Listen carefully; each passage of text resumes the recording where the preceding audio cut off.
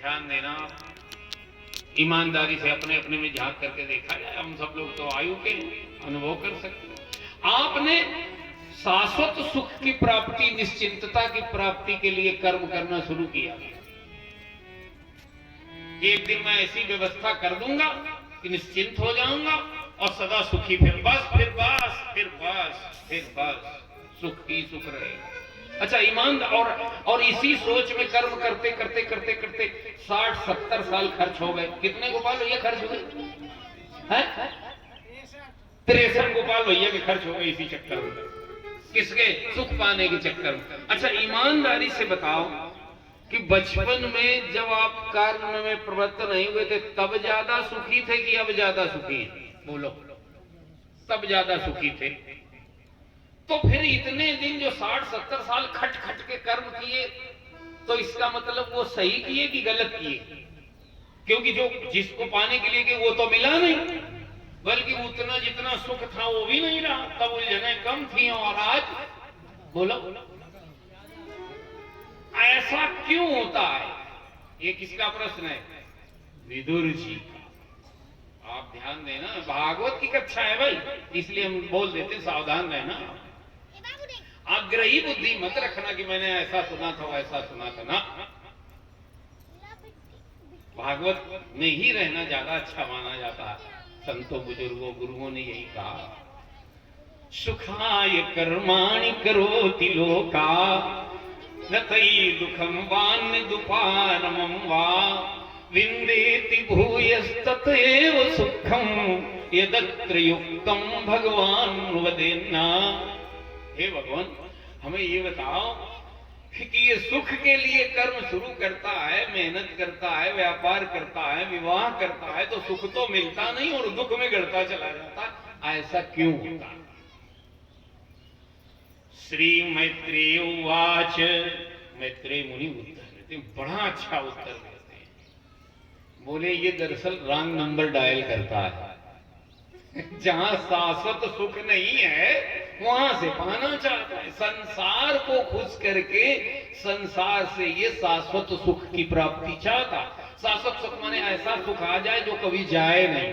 बोले ये वाला आइटम संसार के पास नहीं है और ये संसार में ही ढूंढ रहा। रॉन्ग नंबर डायल कर रहा है कि नहीं? ये वाला आइटम कहां? बोले भगवान में है। अगर परमात्मा के आश्रय में ढूंढता तो ये उसको प्राप्त कर लेता। तो महाराज फिर विदुर जी से बड़ा सुंदर वो पूछते गए कि महाराज प्रभु की प्राप्ति कैसे होती है? बोले अनन्य भक्ति से। और सारा कुछ पूरी चतुश्लोकी भागवत मैत्रेय मुनि ने सुना करके विदुर जी को ज्ञान कराया। और फिर विदुर जी ने फिर वही प्रश्न कर दिया कि महाराज भगवान सृष्टि कैसे करते हैं? आप ध्यान देना, ये सृष्टि का क्रम का प्रश्न भागवत जी में 4-5 बार आया और 4-5 बार सृष्टि का वर्णन हुआ। क्यों हुआ? वो केवल इतने के लिए कि साधक को, भक्त को, कल्याणकामी को ये समझ आ जाए कि ये सृष्टि मिथ्या है। देखो क्या करें, कहना पड़ेगा भाई, आपको न पचे तो कोई बात नहीं, अभी भगवान का वजन बढ़ाया जाए, लेकिन जो चीज है वो तो है। तो आगे विदुर जी ने प्रश्न किया, गुरुदेव भगवान सृष्टि कैसे करते हैं? बोले सुनो विदुर जी, एक समय जब ये पृथ्वी नहीं थी, बोले जल रहा होगा, जल भी नहीं था, अग्नि रही होगी, अग्नि भी नहीं थी, वायु रही, वायु भी नहीं थी, तो आकाश, बोले आकाश भी नहीं था, कुछ नहीं था, तब भगवान थे। फिर एको अहम बहुश्यामी, उनमें, अब ये भी कहना केवल समझाने के लिए कहा जा रहा है कि उनमें इच्छा हुई कि मैं एक से अनेक हो जाऊं। सच बात यह है कि भगवान में इच्छा होती नहीं है, इच्छा अपूर्ण में होती है। लेकिन अब आपके सामने तो बोल ही सकता हूं, आप समझदार श्रोता। इच्छा अपूर्ण में होती है और परमात्मा पूर्णमदः पूर्णमिदं पूर्णात् पूर्णमुदच्यते पूर्णस्य पूर्णमादाय पूर्णमेवावशिष्यते। तो फिर सृष्टि कैसे हुई? बोले सृष्टि की इच्छा भगवान में नहीं होती। ये देखो, एक काल खंड के बाद, जैसे दिन के बाद रात आती है, ऐसे आप समझो, आप अपने से समझो, जैसे रात में ये सारी दुनियादारी आपकी जो समझ है ये कहां चली जाती है, आप में ही सो जाती है। और सवेरे जब आप उठते हो तो फुरफुर आपसे से ही सब। अच्छा, रात में आपको बैंक बैलेंस याद रहता है, आपको कितना जमा है, क्या है, कुछ याद रहता है? क्योंकि सुबह वहां कानपुर जाना ये याद रहता है।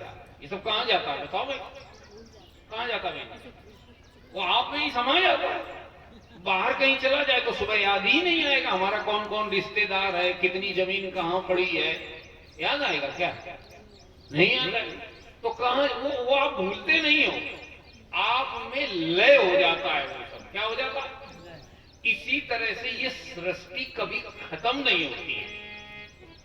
एक काल खंड के बाद ये भगवान में लय हो जाती है और फिर एक काल खंड के बाद भगवान से ही उदय हो जाती है। जैसे आपकी दुनिया रात में आप में लय हो जाती है और सुबह आपसे ही,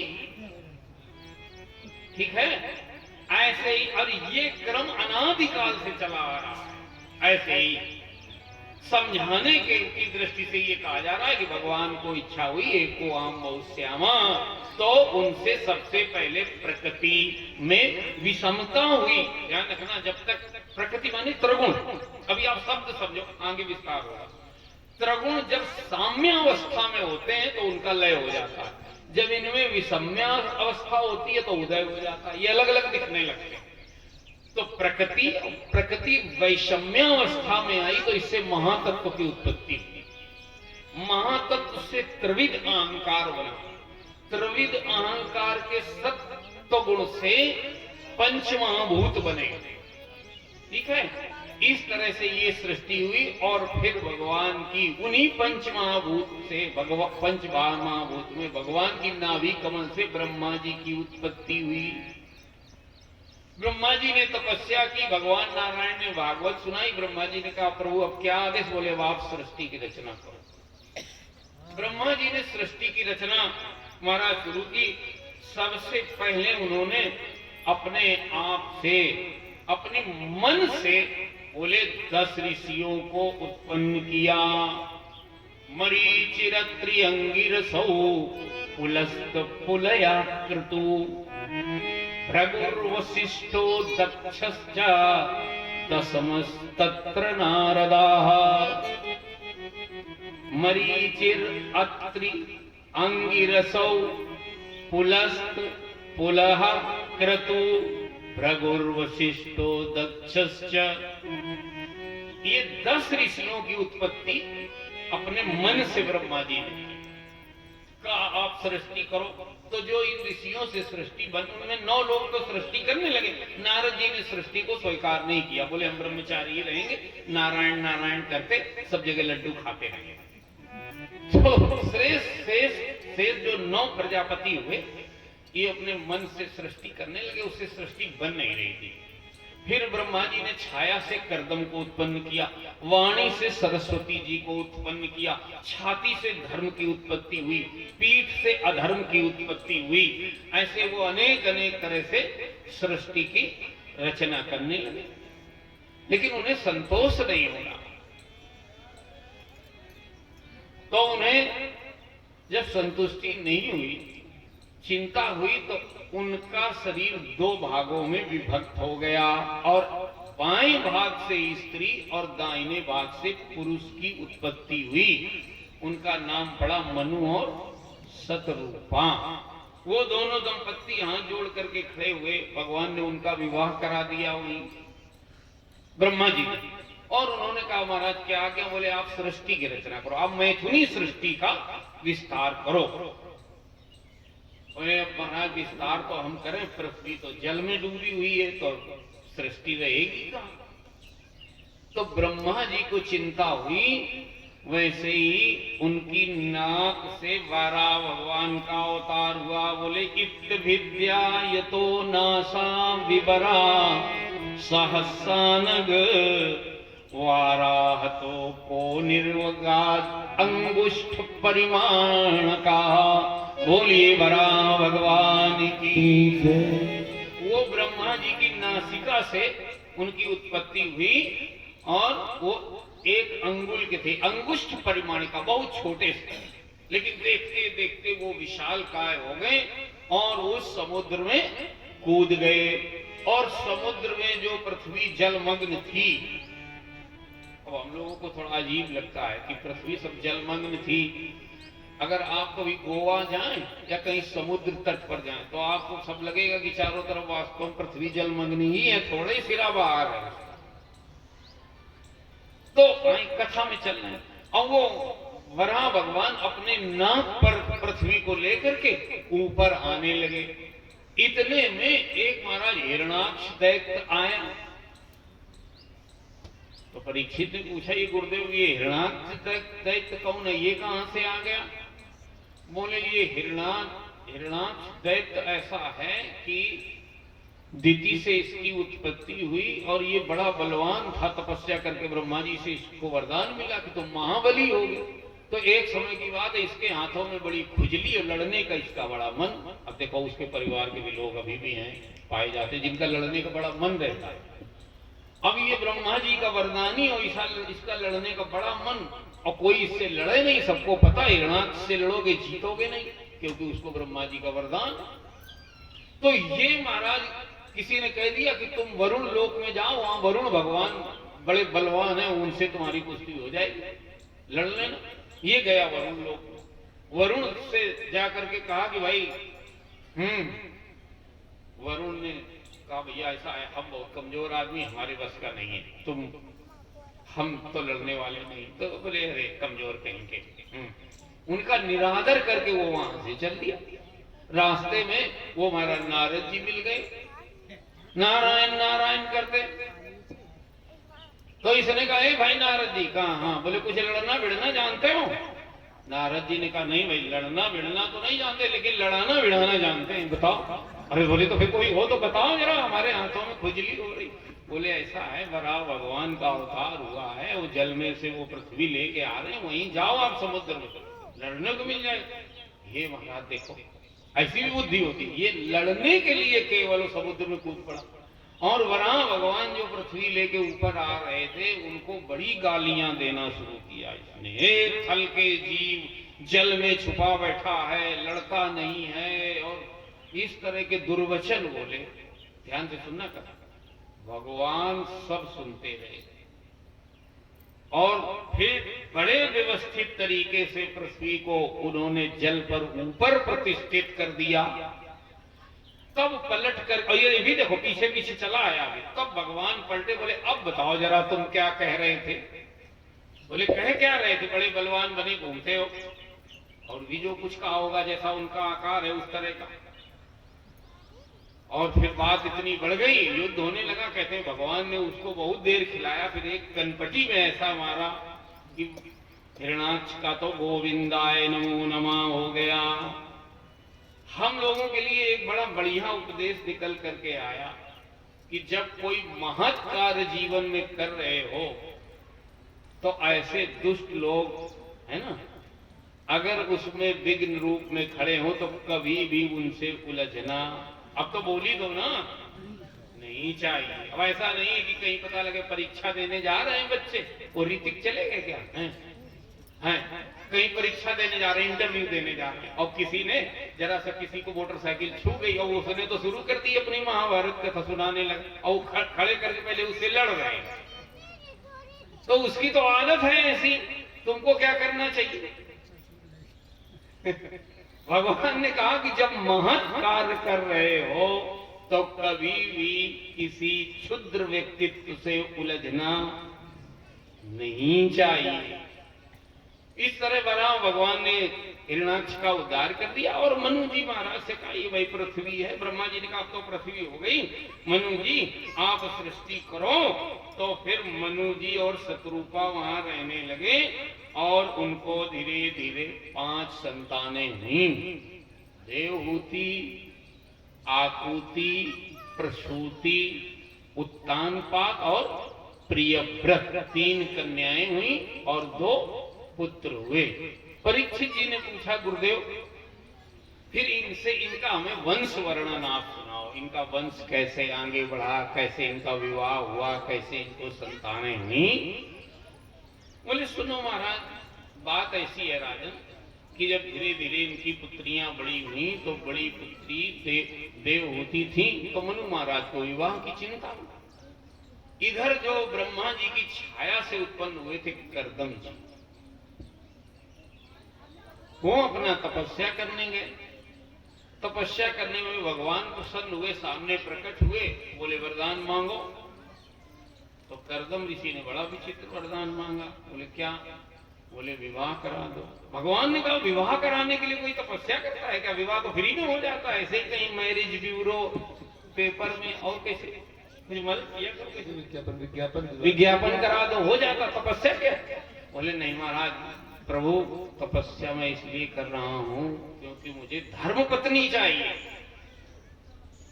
सनातन धर्म में अर्धांगिनी को, सहचरी को धर्म पत्नी क्यों बोलते हैं? कभी आपका ध्यान है? भोग पत्नी नहीं बोलते, धर्म पत्नी क्यों बोलते? क्योंकि हमारे यहाँ जो दाम्पत्य जीवन, वो इस चिंतन के साथ उसकी जीवन पद्धति बनाई गई कि ये 2 जीव हैं, दोनों एक दूसरे का सहयोग करके अपना उद्धार कर लें। क्योंकि जीव स्तर पर तो एक शरीर स्त्री में है, एक पुरुष स्त्री में, पुरुष शरीर में, एक स्त्री शरीर में है। दोनों क्या? दोनों जीव हैं, लेकिन वो दोनों एक दूसरे की वासनाओं को क्षय करके और अपना जीवन भगवान तक ले जा सकते हैं, अपनी जीवन यात्रा को। तो धर्म माने जो हमें उत्थान की ओर ले जाए, जो हमें भगवान की के मिलाने में सहयोग करे, उसको क्या बोलते हैं? धर्म। और हमने आपको आरंभ से निवेदन किया है कि सनातन धर्म में जो हमारी जीवन पद्धति है वो इस बात को लेकर के गढ़ी गई है कि ये एक मनुष्य शरीर रहते भगवत प्राप्ति कर ले। उसी के आधार पर सब आपकी आदतें, आपके संस्कार ये सब बनाए गए।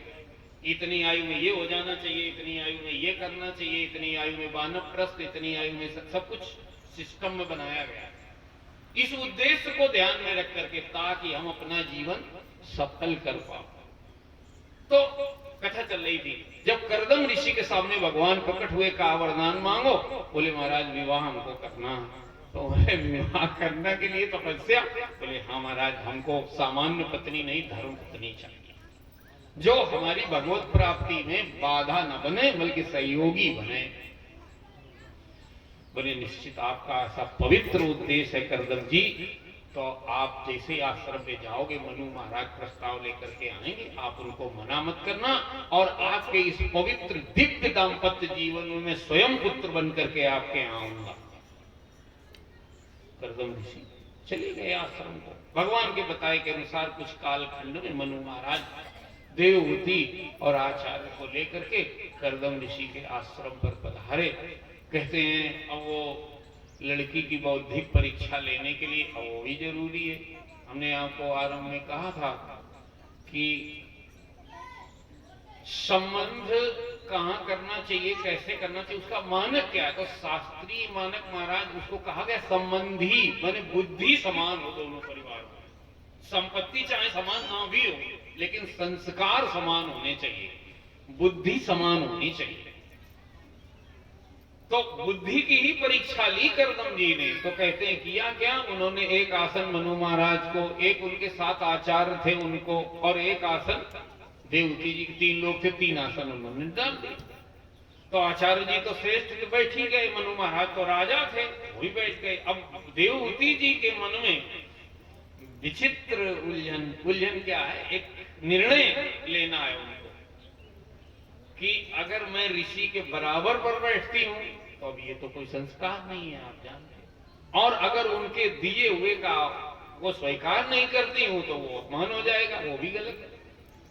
तो कहते हैं उन्होंने आसन को स्पर्श किया और जमीन में बैठ गए।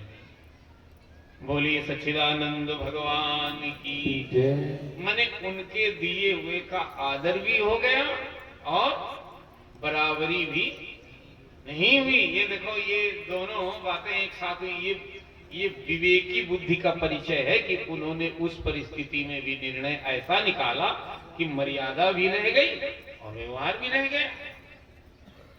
कर्दम ऋषि ने अंततः मनु महाराज ने जब प्रस्ताव रखा तो कहा कि भाई देखो महाराज, बात ऐसी है कि आप पूछ लो कन्या की अगर सहमति हो कि जब संतानें हो जाएंगी तो मैं परिव्राजक हो जाऊंगा, संन्यास धारण कर लूंगा, चला जाऊंगा। कहते हैं मनु महाराज ने देवहूति जी की ओर देखा तो मौन सहमति उन्होंने दे दी और फिर उनका वहीं विवाह हो गया। विवाह होने के बाद कहते हैं कर्दम ऋषि समाधि में चले गए। देवहूति माता उनकी देख रेख, उनकी व्यवस्था बहुत समय करती है। बहुत काल खंड व्यतीत हो गया। लागी समाधि अखंड अपारा, हमें लगा समाधि माने अंतर्मुख हो गए और वो इतना अंतर्मुख हुए उन्हें कुछ ध्यान नहीं रहा। जब उनका थोड़ा ध्यान गया, समाधि खुली, कथा आती तो देवहूति माता सामने आई। तो भागवत जी में तो लिखा ही है, कर्दम ऋषि उनको आश्चर्य से देखने लगे, देवी आप हो कौन? क्या चाहती हो? आपने बड़ी सेवा की। तो बोले बस हे ऋषिवर, मैं वही चाहती हूं जो एक पति से उनकी पत्नी चाहती है, आप हमारे पति। कर्दम ऋषि समझ गए और उन्होंने अपने तपोबल से कामक विमान का निर्माण कर दिया। सक्षम थे। कामक विमान में उसमें जैसा वो चाहे ऐसी सुंदर व्यवस्थाएं, फुल्ली एयर कंडीशन, जो इच्छा करो वो मिले। वो कहते हैं वो बहुत बड़ा था और दोनों लोग, कर्दम ऋषि और देवहूति माता, दोनों लोग उस कामक विमान पर सवार हुए। बहुत काल खंड तक वो कामक विमान अंतरिक्ष में घूमता रहा। इस काल खंड में उनको 9 कन्याएं पैदा हुई और फिर भगवान के वरदान के अनुसार धीरे धीरे तस्याम बहुत थे काले भगवान मधुसूदनः कार्दमं वीरमापन्नो जग्ने अग्निरिउदारुणी। कहा बहुत सुंदर तिथि में फिर भगवान कपिल का जन्म हुआ उनके यहाँ। बोलिए कपिल भगवान की। जब संतान ये हो गई तो अब कर्दम ऋषि ने पूर्व के वचन के अनुसार देवहूति जी से कहा, देवी अब मैं सन्यास के लिए जाऊंगा। देवहूति माता ने कहा कि महाराज ये 9 कन्याएं हैं, इनका कर्तव्य मैंने संकेत तो दिया ना। तो फिर कर्दम ऋषि ने मरीचि का विवाह, कला का विवाह मरीचि से, श्रद्धा का अंगिरा से, गति का पुलय से, ख्याति का भृगु से, शांति का अथर्वा से, अनुसुईया का अत्रि से। ये अनुसुईया जी एक कर्दम ऋषि की पुत्री हैं, देवहूति की। कर्दम और देवहूति की पुत्री है अनुसुईया जी। इनका विवाह अत्रि से, हाविर का विवाह पुलस्त से, क्रिया का विवाह क्रतु से और अरुंधति का विवाह वशिष्ठ जी के साथ संपन्न कर दिया। और फिर वो एक दिन, भगवान अभी पालने में है, कपिल भगवान, कर्दम जी उनके सामने आए और आकर के उनकी प्रदक्षिणा की और कहा, प्रभु अब मैं जा रहा हूं। कपिल भगवान ने कहा, कहां जा रहे हो? बोले आपकी प्राप्ति करने के लिए। देख ले, बोले मैं तो यहीं आ गया हूं। सही बात है कि नहीं?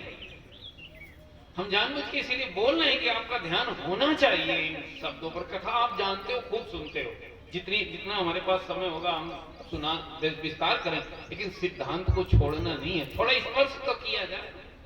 अच्छा, भगवान सामने है कर्दम ऋषि, तो कर्दम ऋषि कौन से भगवान को पाने के लिए जा रहे हैं और जानते हैं कि ये भगवान है।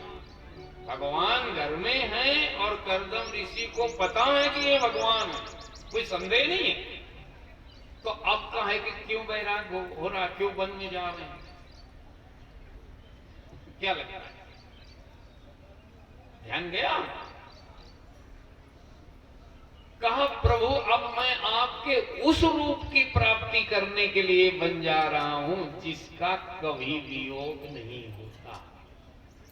आप इस रूप में पुत्र बन करके हमारे यहाँ आए हो, हमारा अहोभाग्य, बहुत अच्छी बात है। लेकिन परमात्मा आपके इस रूप से वियोग,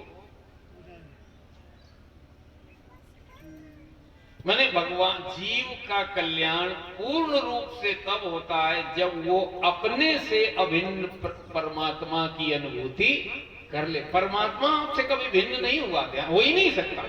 कैसे? बोले जैसे घड़े से मिट्टी भिन्न नहीं हो सकती, जैसे मिट्टी से घड़ा भिन्न नहीं हो सकता, ऐसे आप परमात्मा से कभी भिन्न नहीं हो सकते। जैसे लहर जल से लहर भिन्न नहीं हो सकती, कभी नहीं। लेकिन अब लहर को ये ज्ञान नहीं है कि मेरा आश्रय जल है, उसके लिए तो कर्दम ऋषि ने कहा, प्रभु अब मैं आपके उस स्वरूप की प्राप्ति करने जा रहा हूं जिसका कभी वियोग नहीं होता। तो महाराज और फिर कर्दम ऋषि तो प्रदक्षिणा करके भगवान को प्रणाम करके आज्ञा लेकर के देवहूति से वन को चले गए और वहां भजन करते थे। इधर अब देवहूति माता कपिल भगवान के साथ रहती। बहुत कालखंड व्यतीत हो गया। एक दिन कपिल भगवान कुछ सांख्य शास्त्र लिख रहे थे, माता देवहूति उनके पास आई हैं और आ करके आज प्रणाम करने लगती हैं। तो कपिल भगवान ने कहा, माता जी क्या बात है? देवहूति माता ने कहा, प्रभु आप हमारे पुत्र बन करके आए, वो ठीक बात, देखना, लेकिन वो ठीक है आप मेरे पुत्र बन करके आए, लेकिन मेरी समस्या का समाधान नहीं हुआ है। आज मैं मां बन करके नहीं, आपकी शिष्या बन करके आपके सामने आई हूं। आप हमारी समस्या का समाधान करो, हमारा कल्याण करो। समस्या क्या है माता जी? समस्या ये है कि निर्विन्ना नितराम भूमन असन्नियेन्द्रिय कर्षणान् एन संभाव्यमानेन प्रपन्नान्धं तमः प्रभु। हे प्रभु, मेरा सौभाग्य देखो, मेरी जीवन की उपलब्धियां कि मैं मनु महाराज की कन्या बनी। सारी सृष्टि उन्हीं की थी और मैंने वो अपने पिता के घर में अपने और उस ऐश्वर्य का भोग किया, इतनी उपलब्धि पाई। और उससे भी बड़ा सौभाग्य कि मुझे कर्दम ऋषि जैसा पति मिला जिन्होंने योग बल से कामक विमान का निर्माण कर दिया। और उससे भी बड़े सौभाग्य की बात कि मुझे स्वयं परमात्मा पुत्र के रूप में आप मिले। लेकिन ये देखो बाहरी उपलब्धि बताई उन्होंने, अब क्या कह रहे हैं? लेकिन निर्विन्ना नितराम भूमन असन्नियेन्द्रिय कर्षणात्। हे प्रभु, इतनी उपलब्धि के बाद भी मेरा मन और इंद्रियां संतुष्ट, अभी भी मुझे इनकी गुलामी करनी पड़ती। देख लो, कौन बोल रहा है? माता देवहूति बोल रही। मैंने अभी भी मन कह रहा है कुछ कम है तो हम कभी किसी से लड़ पड़ते हैं, कुछ अधूरा है तो चिड़चिड़े हैं, फुरफुरे हैं। अभी भी निर्विन्ना नितराम भूमन असन्नियेन्द्रिय कर्षणात्। हे प्रभु, मैं मन और इंद्रियों की गुलामी करते करते ऊब गई। कब तक आपको और हमको मन और इंद्रियों की गुलामी करनी पड़ेगी भाई? जब तक आपको भरे हुए की अनुभूति नहीं होगी। ध्यान रखना, जब तक परमात्मा आश्रय की अनुभूति नहीं होगी तब तक विषयों की गुलामी से छुटकारा मिलने वाला नहीं है। चाहे जन्म बदल जाए, स्थान बदल जाए, शरीर बदल जाए, देश बदल जाए, कुछ भी हो जाए, लेकिन गुलामी तो अधूरापन है भीतर। तो बुद्धि कहेगी ये करो, मन कहेगा ये खा करके पूरा करो, करना पड़ेगा, करना पड़ेगा। इसीलिए घर में एयर कंडीशन है, सारा कुछ व्यवस्थित है, बैंक बैलेंस भी अच्छा है, बच्चे सब सेटल हो चुके हैं, फिर भी कमरे में बैठे हैं। पूछो भैया और क्या हाल है, बात न करो, मूड खराब है। अच्छा, अब किस बात का मूड खराब है? सोचा है कभी आपने? अरे भाई, अब किस बात का आपका मूड खराब है? वही मन ने मूड खराब कर रखा है, उससे छुटकारा मिलने वाला नहीं है। कब तक? जब तक आश्रय के रूप में भगवान अनुभव में ना आ जाए, तब तक तृप्ति की अनुभूति होने वाली नहीं है। बोले जब आवे संतोष धन, तो सब धन धूरी समान। जिस दिन वो भी संतोष माने स्वरूप का संतोष दो तरह का होता है, ध्यान रखना। एक व्यवहारिक संतोष होता है, बेटा संतोष करो, बेटा ने थोड़ी देर संतोष कर लिया, लेकिन वो टिकता नहीं है ज्यादा देर। बोले कहां तक संतोष करें? एक संतोष भीतर से आता है, ध्यान रखना, वो बाहर विषयों से नहीं, वो भगवान से आता है, भीतर अंतर्यामी प्रभु से। जब वो संतोष प्रकट होता है तो कोई भी अपने को तृप्त अनुभव करता है, भरा हुआ आनंद स्वरूप अनुभव करता है। बोलिए सच्चिदानंद भगवान की। तब उसको इंद्रिय और विषय की गुलामी से छुटकारा मिल जाता है। तो देवहूति माता कह रही हैं, हे प्रभु, मैं अब इंद्रिय और मन की गुलामी करते करते ऊब गई हूं, आप मुझे वो उपदेश करो, वो उपाय बताओ जिससे मैं तृप्ति की अनुभूति करूं, जिससे मुझे आपके शाश्वत स्वरूप की प्राप्ति हो जाए। जो हमारे में है, अभी है, यही है, लेकिन हमें अनुभव नहीं है। भाई परमात्मा तो जब सब जगह है तो यहां है या नहीं है? बोलो। और सबका आत्मा है तो हमारा भी आत्मा है या नहीं है? लेकिन अनुभव में तो नहीं है। संतों ने कहा प्रभु तो अभी हैं, यही हैं, अपने हैं, अपने में है। इतनी बड़ी बात कही, लेकिन अनुभव में तो नहीं। वो कब होंगे और कैसे होंगे, वही देवहूति माता का प्रश्न है। तो कपिल भगवान कहते हैं, माता जी सुनो, बात ऐसी है, इसका मार्ग सबसे पहले अनुभूति कैसे होती, इसका मार्ग सत्संग से मिलता है। कहा सत्संग से मार्ग मिलता है, बता रहा हूं। जिसको जीवन में मिला सत्संग है,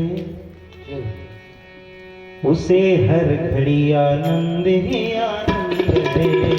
जिसे जीवन में मिला सत्संग है, उसे हर घड़ी आनंद ही आनंद है। जिसको जीवन में मिला सत्संग है, उसे हर घड़ी आनंद ही आनंद है। जिसका हरि से जुड़ा संबंध है, जिसका हरि से जुड़ा संबंध है, उसे हर घड़ी आनंद ही आनंद है। जिसका हरि से जुड़ा संबंध है, उसे हर घड़ी आनंद ही आनंद है। वो जिसको जीवन में मिला सत्संग है, जिसको जीवन में मिला सत्संग है, उसे हर घड़ी आनंद ही आनंद है। जिसको जीवन में मिला सत्संग है, उसे हर घड़ी आनंद ही आनंद है।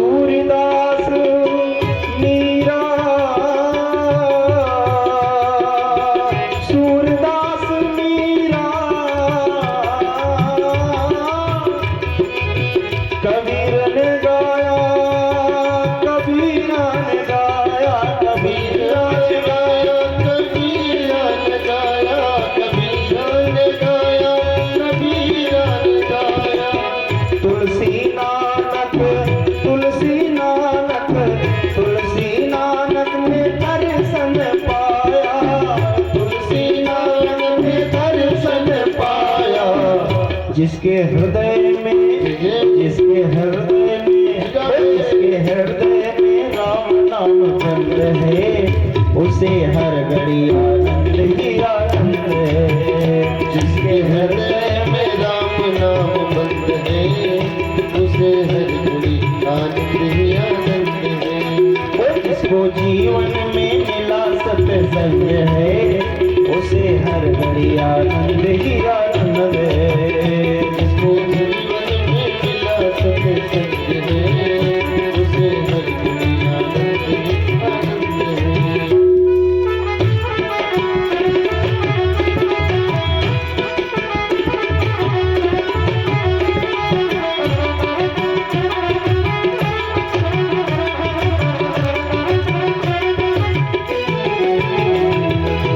संत और ऋषियों की वाणी को मानो, संत और ऋषियों की वाणी को मानो, वाणी को मानो, वाणी को मानो। तत्व क्या है जगत का तुम भी, तत्व क्या है जगत का तुम भी, ये सब मिल पहचानो, ये सब मिल पहचानो, ये सब मिल पहचानो। जिसका 84 जिसका 84 कट जाए फल है, जिसका 84 कट जाए फल है, उसे हर घड़ी आनंद ही आनंद है। जिसका 84 कट जाए फल है, उसे हर घड़ी आनंद ही आनंद है। जिसका हरि से जिसका हरि से जुड़ा संबंध है, उसे हर घड़ी आनंद ही आनंद है। जिसका हरि से जुड़ा संबंध है, उसे हर घड़ी आनंद ही आनंद है।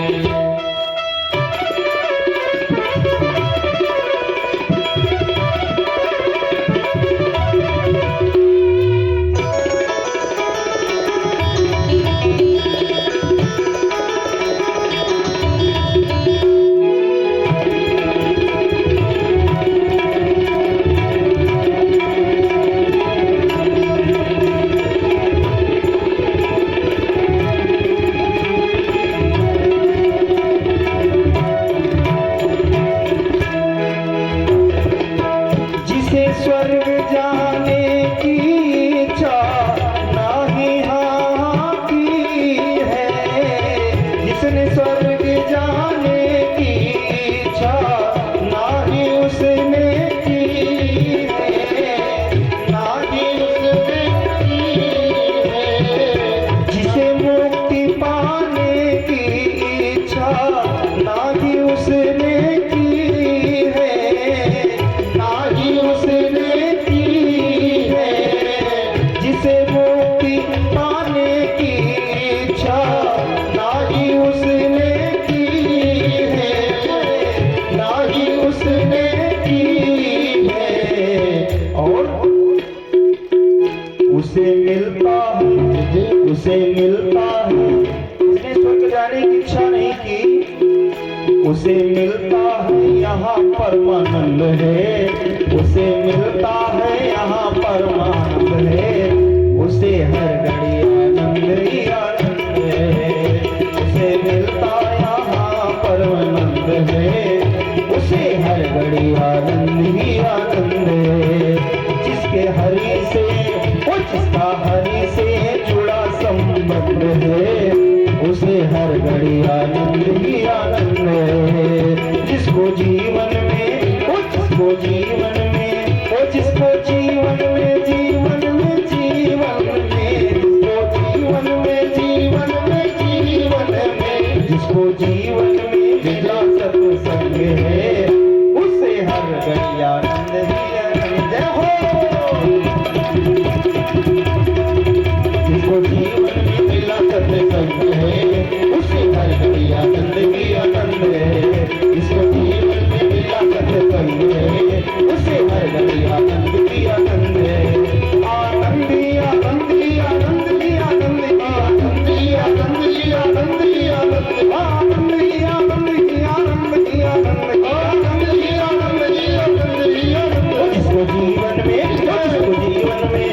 जिसको जीवन में मिला सत्संग है उसे हर घड़ी आनंद ही आनंद है। जिसको जीवन में मिला सत्संग है उसे हर घड़ी आनंद ही आनंद है। उसे हर घड़ी आनंद ही आनंद है। उसे हर घड़ी आनंद ही आनंद है। भगवान कपिल कह रहे हैं माता देवहूति से, माता जी जीवन कल्याण का रास्ता वहां से खुल जाता सत्संग अगर मिल जाए, नित्य सत्संग होने लगे तो अपने आप परमात्मा तत्व की ओर गति होती है, उत्थान होता है। तो माता जी ने कहा भी ये संत का लक्षण क्या है? भाई सत्संग तो तब हो जब संत मिले। तो संत की पहचान क्या है? कैसे पहचाना जाए कि संत है? माता देवहूति प्रश्न करती है। तो कुछ कपिल भगवान लक्षण बता रहे हैं संत के। उन्होंने कपड़े नहीं बताए, बाल भी नहीं बताए, पीले होंगे, लाल होंगे, आधी दाढ़ी होगी कि पूरी होगी कि सफा चट होगा, ऐसा बताया नहीं। बाहर वाला कुछ नहीं बताया, लक्षण कर रहे हैं, सुनाते हैं। कपिल भगवान कह रहे हैं माता जी तितिक्षवा कारुणिका सुहृदा सर्वदेहिनाम अजात सत्रवा शांताः साधवा साधुभूषणाः। 7 लक्षण किए उन्होंने, 1-2 आपको निवेदन कर दे। संत की पहचान इन लक्षणों से होती है। वो आपको पैंट शर्ट में भी मिल सकता है, सफारी में भी मिल सकता है, धोती कुर्ता में भी मिल सकता है, पीले वस्त्रों में भी हो सकता है। लेकिन कब? जब उसमें ये वाले लक्षण घटे तब। पहला तितिक्षवा, तितिक्षा होती है संत में। तितिक्षा माने अब क्या करूं, बोलना पड़ेगा, सहन शक्ति। आपको निवेदन करें, सहने की अगर सामर्थ्य न हो तो व्यक्ति इस जीवन में कुछ नहीं कर। जो सह नहीं सकता वो कुछ कर भी नहीं सकता। आप देखना छोटे में भी विद्यालय जाओ तो भी क्या क्या सहना पड़ता। पहले तो हमारा डंडा भी सहने पड़ते थे, याद है ना मिश्रा जी? तो भी न जाने क्या क्या, अभी भी ये बस लेट हो गई, क्या हो गया, सहना पड़ता कि नहीं सहना पड़ता? ज्यादा अच्छी पढ़ाई करनी हो तो सवेरे जाड़ा सहना पड़ता है, रजाई अलग रखनी पड़ती है, होता है कि नहीं? संत का लक्षण है वो तो परमात्मा की प्राप्ति करता, उसमें एक शक्ति होती। क्या? पहला लक्षण तितिक्षवा, तितिक्षा। तो तितिक्षा माने सहन करना। लेकिन कैसे सहन करना? अगर केवल सहन करना कहना होता तो सहन करना लिख देते, तितिक्षा कहने की क्या जरूरत थी? नहीं नहीं, तितिक्षा शब्द अपने आप में 3 बातें समेटे हुए। ध्यान रखना, शास्त्रीय जो शब्द होते हैं वो इसलिए नहीं बोले जाते कि अपने को बड़ा श्रेष्ठ विद्वान कहलवाना है तो उन शास्त्रीय शब्दों का प्रयोग किया जाए। ना ना, उन शब्दों के बिना समुचित आप बोल ही नहीं सकते। और देववाणी ही ऐसी है जो कम शब्दों में बड़ी बात कह सकती है। तितिक्षा का कोई आप अनुवाद नहीं कर सकते हिंदी में। आप कहोगे सहन शक्ति, तो इतने से बात बनेगी नहीं, क्योंकि तितिक्षा के 3 चीजें वहां समाहित है। जैसे कल आप म्रियमाण सुन रहे थे ना, तो म्रियमाण में अगर आप इतना कहोगे कि मरने वाले को क्या करना चाहिए तो बात बनेगी नहीं, अधूरी बात। मरने वाले तो सभी हैं, तो सबका घर छोड़ करके वो गंगा तट पर बैठ जाते हैं कि मुझे भगवत प्राप्ति चाहिए, केवल ही सब ले जाओ, ऐसा तो घटता नहीं। म्रियमाण छोड़ सकता है। आज आप तितिक्षा सुनो, संत का लक्षण है। कहां तितिक्षु कौन? जो सहन शक्ति जिसमें, और कैसे सहता है? चिंता विलाप प्रतिकार रहितम इति तितिक्षवः। सहन करता है वो भी कैसे? चिंता विलाप प्रतिकार रहितम, इस तरह से जो सहन करता है वो संत है। और जो कई बार अब सहन तो करना ही पड़ेगा, नहीं मरते, नहीं मरते क्या ना, तो क्या वो संत हो गया? क्या रो रो करके जो सहन कर रहा है वो संत हृदय नहीं है? अब ऐसे तो सबको ही सहन करता है, तो क्या वो संत हो गया? क्या ना ना, ना। संत कैसे से? चिंता विलाप प्रतिकार रहितम, वो निश्चिंत है। हाँ, कोई चीज घट गई है, कोई चीज नहीं बन रही है, तो वो ये नहीं कहता अरे दैया रे अब क्या होगा। नहीं, उसको मालूम है करने वाले प्रभु हैं। प्रहलाद निश्चिंत है, कथा आप कल सुनोगे। इतना विरोध होता, निश्चिंत है। उनको पता है कि जब मैं ऊपर से फेंका जाऊंगा तो कोई पकड़ेगा। उनको पता है, सबको नहीं पता होता, क्योंकि वो संत हृदय है। साधु को पता है कि सब त्याग करके घर से चला जाऊंगा, खाना देने वाला मुझको देख। उनको विश्वास है, चिंता नहीं है। चिंता के साथ जो शयन करता है वो संसारी है, वो साधु नहीं है, वो संत नहीं है। विलाप, विलाप माने रो रो के जो शयन करता है वो साधु नहीं है। प्रतिकार, कई बार लोग किसी से अपमान हुआ सह तो लेते हैं, लेकिन ध्यान रखना क्या करते हैं, अच्छा आज नहीं बोलेंगे, लेकिन लेकिन लेकिन जब हमारी बेरी में भी बोली दो भाई तब बताएंगे इनको। माने प्रतिकार की भावना अंदर रख करके सहन करने का नाम तितिक्षा नहीं है। नो सर गोपाल भैया, मैंने भीतर बदले की भावना रखे हुए हैं, सहन तो कर ही नहीं, तो मजबूरी है। इसका नाम संतत तो नहीं है, तितिक्षा नहीं है। जहां चिंता भी नहीं है, विलाप भी नहीं है, प्रतिकार भी नहीं है और सहन है, सहन शक्ति जहां है उसको कहते तितिक्षवा। ये संत का लक्षण कपिल भगवान बता रहे हैं। दूसरा लक्षण किया कारुणिका। कारुणिका माने जिसके स्वभाव में करुणा है। कर्पूर गौरम करुणावतारम। करुणा, करुणा माने क्या? देखो एक होती है दया। अच्छा तो दया माने क्या? दया कहते हैं किसी की विपरीत परिस्थिति देख करके उसका हित करने की भावना जब मन में आ जाए तो उसको बोलते हैं दया।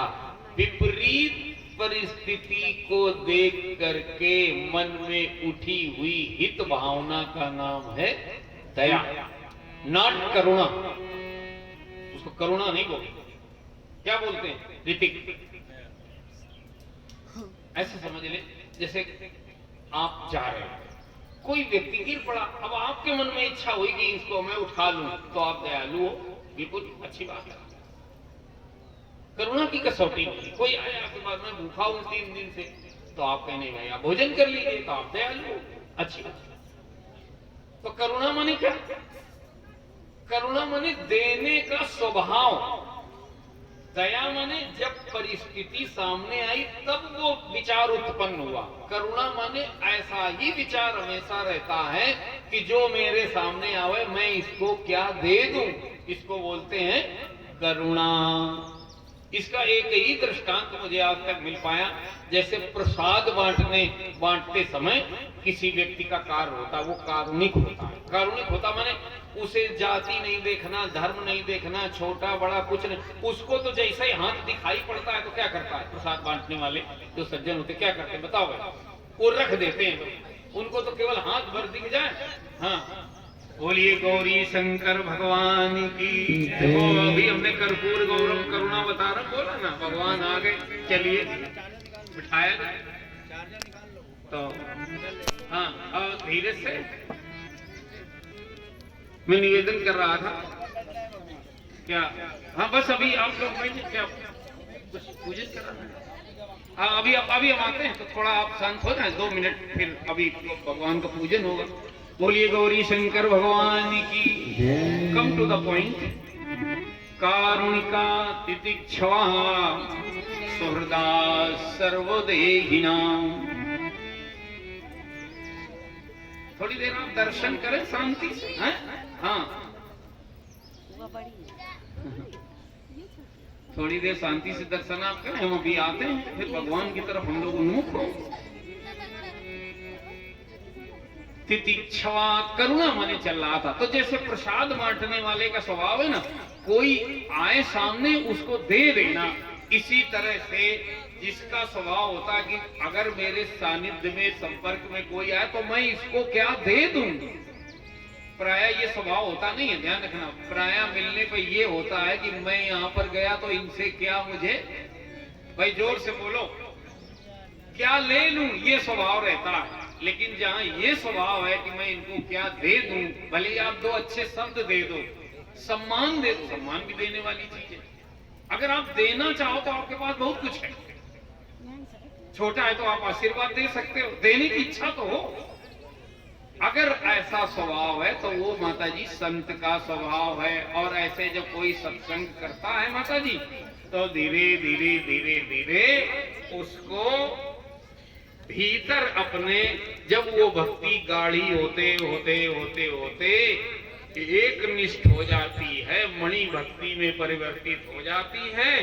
एतावानी लोकेस्मिन् पुंसां मिश्रेशोदयः तीव्रेण भक्ति योगेन मनोमयर्पित स्थिरम।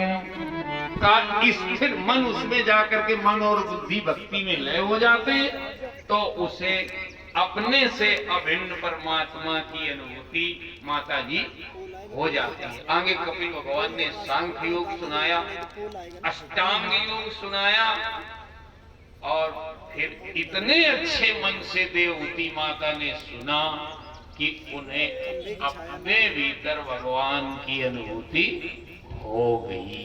ये देखो, कहाँ अनुभूति हुई? अपने ही भीतर। फिर कपिल भगवान ने विदा मांगी, माता जी अब मैं चलना चाहता हूं। तो वो परिक्रमा करके गंगा सागर को चले गए। कुछ काल खंड के बाद माता देवहूति का जो शरीर था वो नदी बन करके बह गया, नदी रूप में परिवर्तित हो गया। और आज भी जहां वो स्वरूप नदी बन के परिवर्तित हुआ, उसे सिद्ध पद नाम से वो पीठ है गुजरात में। बोलिए कपिल भगवान की। तो प्रश्न ये था कि वंश वर्णन करना है, तो सुखदेव जी महाराज कहते हैं परीक्षित जी, अब कपिल भगवान ने तो विवाह नहीं किया था, इसलिए देवहूति माता का वंश आगे नहीं चला।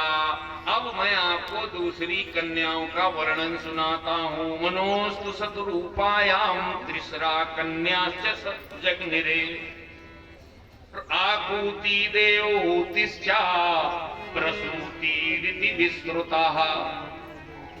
कहा इनकी जो दूसरी कन्या थी उनका नाम था आकूति। इनका विवाह रुचि प्रजापति से हुआ और इनसे यज्ञ भगवान की उत्पत्ति हुई। बोलिए यज्ञ भगवान की जय। इनकी जो तीसरी कन्या थी प्रसूति, इनका विवाह दक्ष प्रजापति से हुआ और उनसे 16 कन्याएं हुई। कौन बता रहा है? सुखदेव जी महाराज। किसको? परीक्षित को। राजन 13 का विवाह उन्होंने धर्म से कर दिया, एक का विवाह पितरों से किया, पितर भी एक देवता होते हैं। एक का विवाह अग्नि से किया, कितनी हो गई? 15। और एक कन्या जो जिनका नाम था सती, उनका विवाह भगवान शंकर से किया। तो सभी का तो वंश चला, लेकिन सती जी और भगवान शंकर का वंश आगे नहीं चला, सती जी का वंश आगे नहीं चला, ये उन्होंने कहा। तो बोले महाराज सती जी का वंश आगे क्यों नहीं चला? किसने प्रश्न किया? परीक्षित जी। गुरुदेव सती जी का वंश क्यों नहीं चला? बोले उन्होंने अल्पायु में अपना शरीर छोड़ दिया था। बोले महाराज वो हमको कथा बताओ, क्यों छोड़ दिया था? बोले वो भगवान शंकर से कुछ उनकी अनबन हो गई थी, तो ऐसे वो फिर और कोप में चली गई अपने मायके, और ऐसे ऐसे घटना घट गई। बोले महाराज भगवान शंकर से दक्ष की अनबन क्यों हो गई? क्योंकि भवेशीलवतां श्रेष्ठे दक्षो दुहित्रिवत्सलाः विद्वेषं करोत्कस्मात् अनादृत्यात्मजां सतीं। भवेशीलवतां श्रेष्ठे, कौन बोल रहा है? सुखदेव जी। राजन परीक्षित कह रहे हैं गुरुदेव भवेशीलवतां श्रेष्ठे, भगवान भूत भावन भोलेनाथ तो शीलवानों में श्रेष्ठ हैं, उनका द्वेष दक्ष से हो ही कैसे सकता? किसी से भी नहीं हो सकता।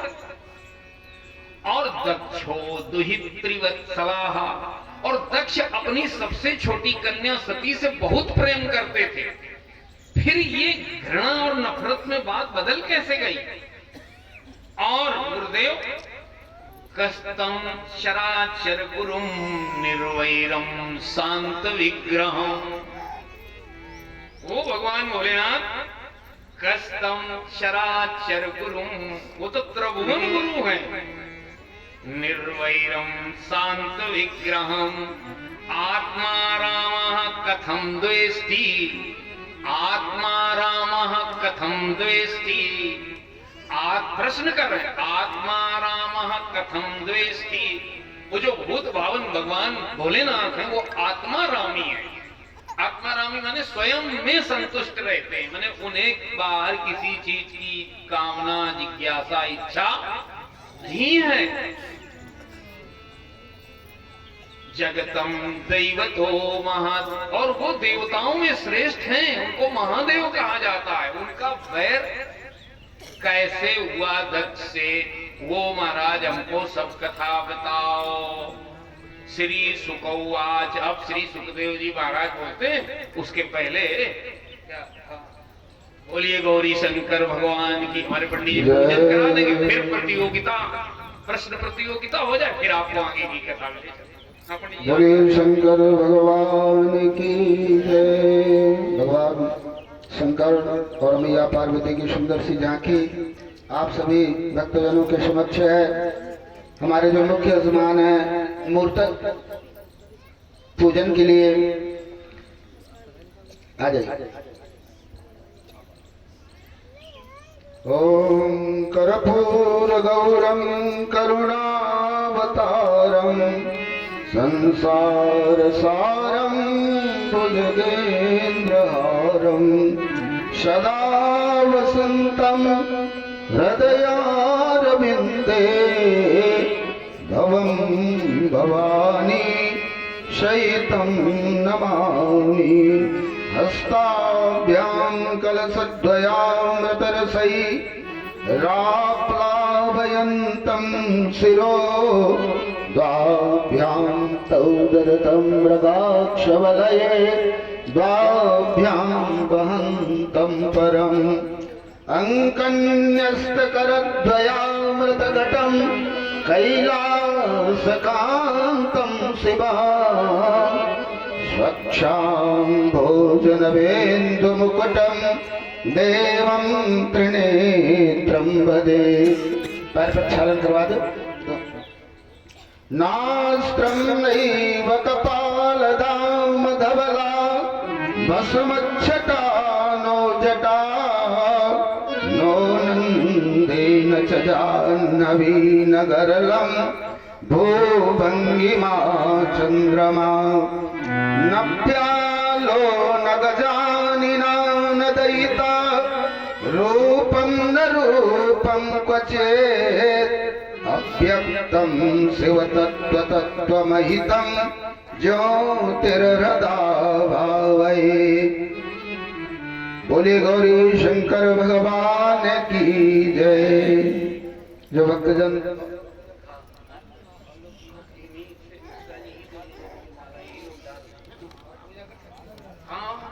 और भक्तजन जो चाहें मैया गौरी और भगवान शिव की पूजन करने का लाभ प्राप्त कर सकते हैं। माल्यार्पण करके प्रणाम कर लें, कुछ दक्षिणा भेंट कर दें और भाई आप लोग एक एक करके आएंगे और पुनः धीरे से अपनी जगह जाकर के बैठ जाएंगे और इधर सुंदर सा भजन हम लोग गौरी शंकर भगवान के दर्शन के समय में बस एक एक करके शांति से आते जाएंगे, पूजन करके अपने स्थान पर बैठते जाएंगे। शीघ्रम कथा भी आगे चलनी। बोलिए गौरी शंकर भगवान की श्री राम।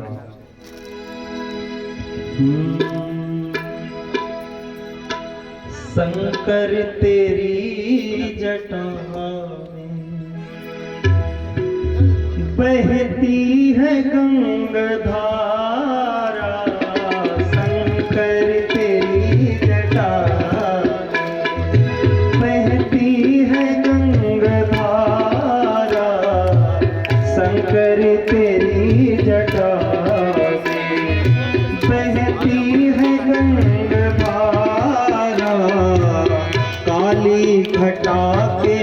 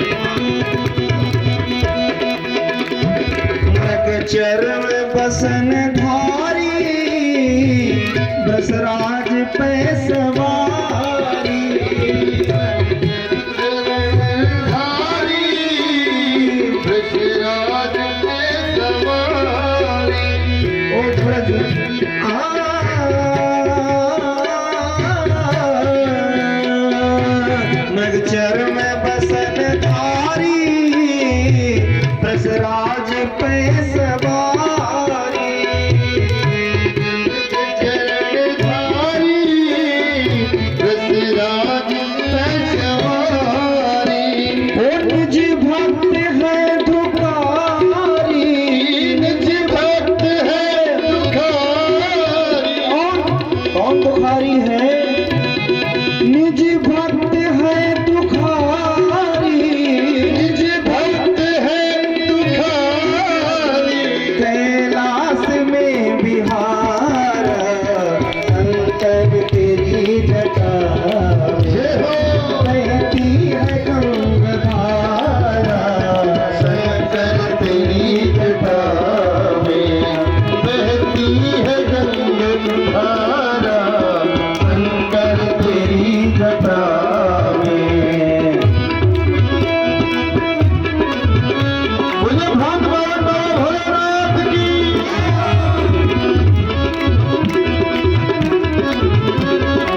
सभी लोग मिट्टी तालियां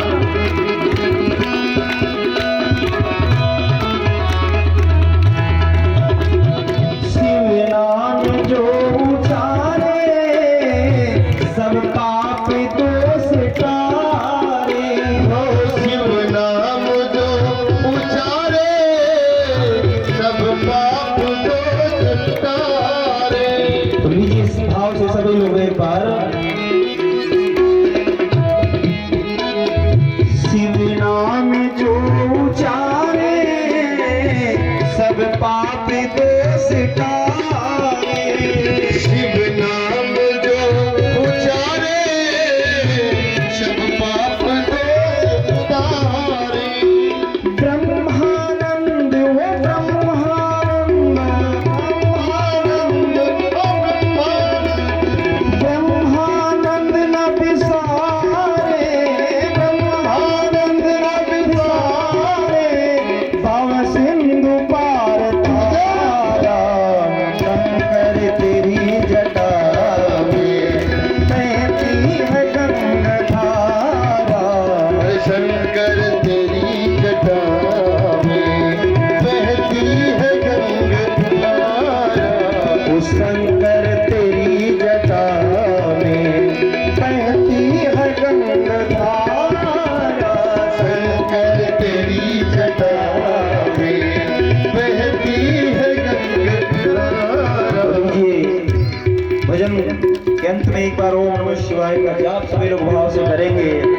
ओम नमः शिवाय बोलो ओम नमः शिवाय ओम नमः शिवाय बोलो ओम नमः शिवाय ओम नमः शिवाय बोलो ओम नमः शिवाय ओम नमः शिवाय बोलो ओम नमः शिवाय और मैं ये चाहता हूँ एक बार लगना चाहिए कि भोलेनाथ हमारे सामने सभी लोग भाव से पीछे तक जहाँ तक भक्त बैठे हैं सभी को लगना चाहिए कि भोलेनाथ हैं तो भाव से सभी लोग और लंबे लंबे हाथों से ओम नमः शिवाय बोलो ओम नमः शिवाय ओम नमः शिवाय बोलो ओम नमः शिवाय ओम नमः शिवाय बोलो ओम नमः शिवाय ओम नमः शिवाय बोलो ओम नमः शिवाय ओम नमः शिवाय बोलो ओम नमः शिवाय ओम नमः शिवाय बोलो ओम नमः शिवाय ओम नमः शिवाय बोलो ओम नमः शिवाय ओम नमः शिवाय बोलो ओम नमः शिवाय ओम नमः शिवाय बोलो ओम नमः शिवाय ओम नमः शिवाय बोलो ओम नमः शिवाय शंकर तेरी जटा में बहती है गंगाधारा शंकर तेरी जटा में बहती है गंगाधारा शंकर तेरी जटा में बहती है गंगाधारा शंकर तेरी जटा में बहती है गंगाधारा वो बहती है गंगाधारा बहती है गंगाधारा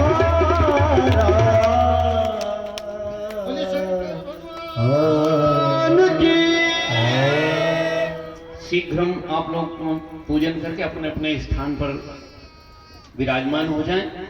बोलिए गौरी शंकर भगवान की।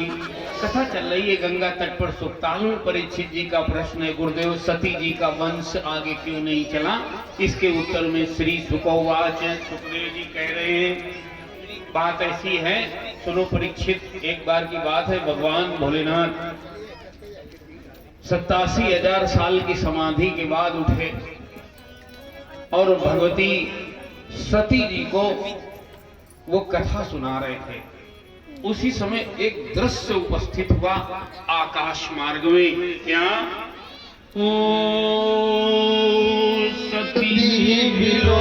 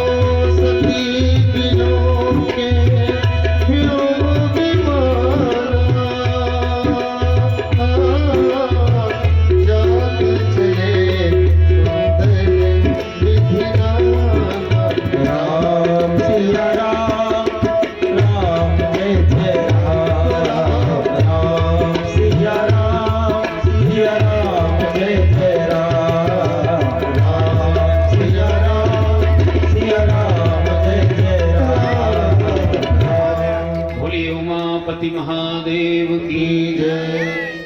कथा ये गोस्वामी जी कहते हैं कि कैलाश पर्वत का दृश्य है।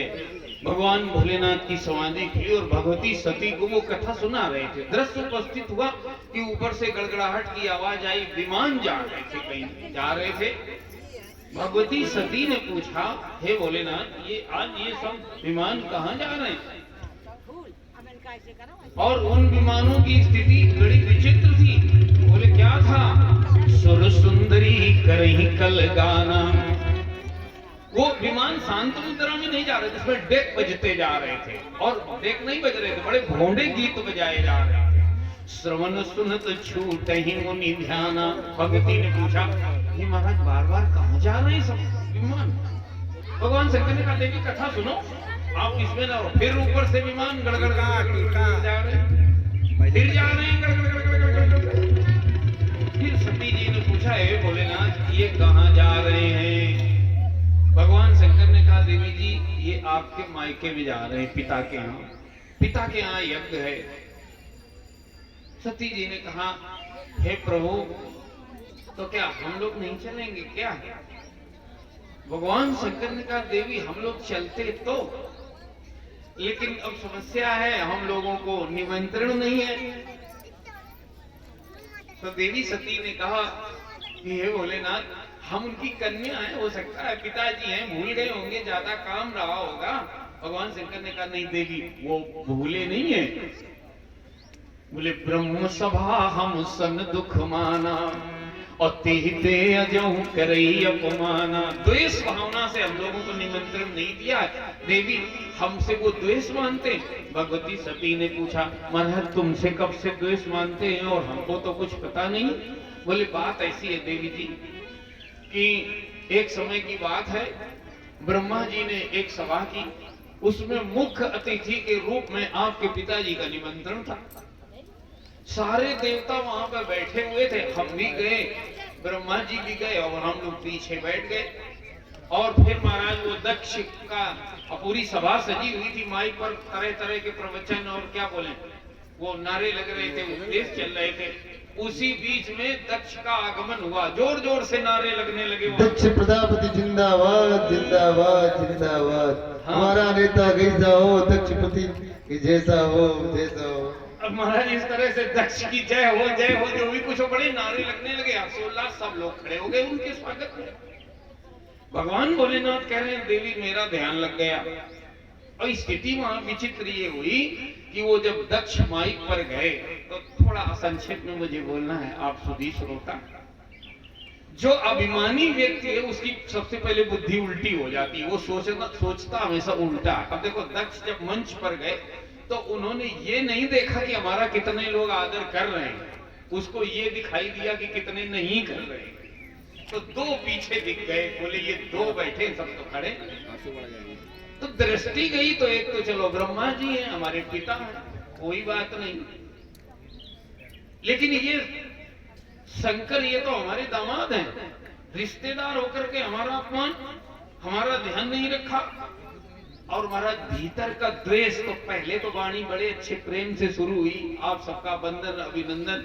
लेकिन कहते हैं ना कि भीतर अगर आग है, क्रोध है, तो दबाए से वो दबती नहीं है, वो वाणी में धीरे से निकलनी शुरू हो गई। और बोले पता नहीं इस सभ्य सभा में ये कैसे कैसे लोगों का, जंगली लोगों का निमंत्रण हो जाता है, हड्डी गुड्डी मुंड माल लटकाए रहते हैं, शमशान में रहते हैं, असभ्य लोग, अनपढ़ लोग कैसे कैसे इस सभा में आमंत्रित हो जाते। अब लोग सोचने लगे हाँ असभ्य अनपढ़ कौन कहा जा रहा, कौन है कौन है। तो किसी ने नहीं बताया। वो दक्ष ही माइक पर देख नहीं रहे, वो पीछे शंकर बैठा हुआ है, तीन उसको नेत्र हैं। संस्कार का कोई ज्ञान नहीं है, इज्जत मर्यादा का कोई भान नहीं। महाराज वो दक्ष धीरे धीरे वो तो भगवान भोलेनाथ को गाली देने लगे। तो भगवान शंकर तो कुछ नहीं बोले, नंदी बाबा को क्रोध आ गया। उन्होंने कहा ये दक्ष, हमारे निरपराध भूत पावन भोलेनाथ को तुम इस तरह के आप शब्द कह रहे हो ना, बक बक बक कर रहे हो, तुम्हारा सर बकरे का हो जाएगा। अब दक्ष को श्राप दे दिया नंदी बाबा ने। तो उधर जो ब्राह्मण आचार्य बैठे थे डबल दक्षिणा वाले, उनको बड़ा बुरा लगा, हमारे यजमान को श्राप दे दिया। तो भृगु इधर से खड़े हुए, बोले ए नंदी बाबा तुमने दक्ष को श्राप दिया है, आज के बाद जितने शिव भक्त हैं उपाखंडी हो जाएं। फिर उधर से खड़े हुए शिव भक्त, उन्होंने कहा आज के बाद जितने ब्राह्मण हैं वो सब निर्धन हो जाएं। अब वो महाराज इधर से उधर से बड़ी साफा साफी हुई। भगवान भोलेनाथ तो वहां से उठ करके चले गए इसी तरह से, और वो सभा फिर विसर्जित हो गई। लेकिन दक्ष ने अपने मन में ये बिठा लिया कि अब मुझे इनको तो अपमानित करना है। और उसी सभा में दक्ष ने ये अनाउंसमेंट कर दिया, ये घोषणा कर दी कि देखो आज के बाद कोई भी भगवान शंकर को दक्ष यज्ञ में भाग नहीं देगा, इनकी पूजा नहीं करेगा। और अगर किसी ने की तो प्रजापति का पद इस समय मेरा है, तो मेरे द्वारा फिर उसको तिरस्कृत किया जाएगा। अब भगवान शंकर को यज्ञ में बुलाना नहीं है तो कोई ऋषि मुनि सात्विक व्यक्ति ने यज्ञ करना ही बंद कर दिया, बोले हमें ऐसा यज्ञ करना ही नहीं। अब दक्ष बड़े परेशान किस बात को लेकर के हैं कि भगवान भोलेनाथ का अपमान कैसे हो। तो बोले कोई नहीं करता है तो हम ही शुरू करते हैं। इस बात को लेकर के, इस द्वेषी उद्देश्य को लेकर के मिस्टर मिश्रा जी, उद्देश्य ही फल में परिणत होता है। सबसे बढ़िया दृष्टांत ये आपके सामने प्रस्तुत किया जा रहा है। सुबह की वार्ता में आप जोड़ के रखना है। बोलिए शंकर भगवान की जय। क्रिया और भाव प्रधान नहीं है महाराज, उद्देश्य ही परिणत होता है किसी अनुष्ठान में। उद्देश्य अगर अपवित्र है तो ध्यान रखना परिणाम अपवित्र ही आएगा। बीच में वो कर्म चाहे यज्ञ जैसा दिखे, ये बताया जा रहा है। इसलिए अपने उद्देश्य को देखते रहना चाहिए कि उसमें कोई दूषण तो नहीं आया। बोलिए शंकर भगवान की। तो जब कोई नहीं तो दक्ष ने भगवान भोलेनाथ का अपमान करने के लिए महाराज यज्ञ का अनुष्ठान किया। कनखल हरिद्वार में सुंदर यज्ञ मंडप का निर्माण किया गया, बड़ी बड़ी वेदियां बुलाई गई। और भगवान शंकर कह रहे हैं देवी जी बस उसी द्वेष के कारण हम लोगों को निमंत्रण नहीं दिया है, इसलिए हम तो जाएंगे नहीं और तुमको भी नहीं जाना चाहिए।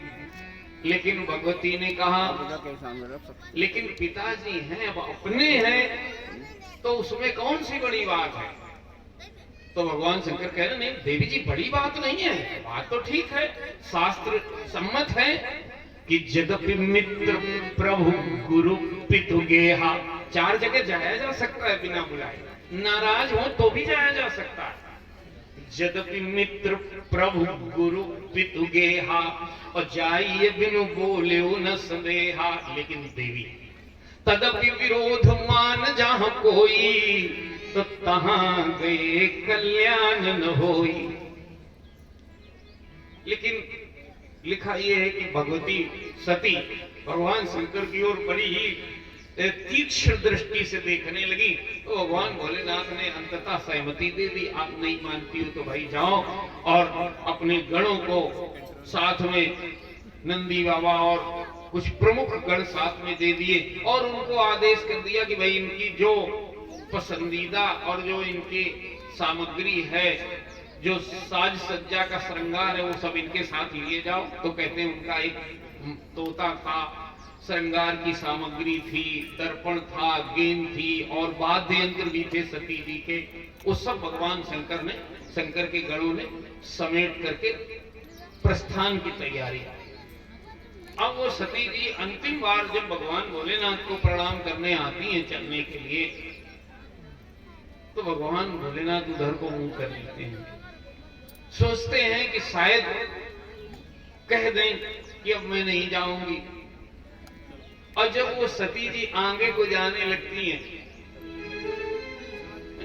सती जी सोचती है शायद भगवान भोलेनाथ कह दें कि अच्छा रुको हम भी चल रहे हैं। और फिर वो जब आगे बढ़ती हैं तो भगवान शंकर देखने लगते हैं कि शायद कह दें अच्छा अब यात्रा हमने रद्द कर दी, कैंसिल कर दी, अब मैं नहीं जाऊंगी। फिर वो मुड़ के पीछे देखती हैं कि शायद कह दें कि मैं भी चल रहा हूं, रुको देवी। फिर चलने लगती है तो भगवान शंकर देखते हैं कि शायद कह दें अच्छा अब मैं नहीं जाऊंगी। देखते देखते देखते देखते वो भगवती सती भगवान शंकर की आंखों से ओझल हुई, और चलते चलते चलते चलते वो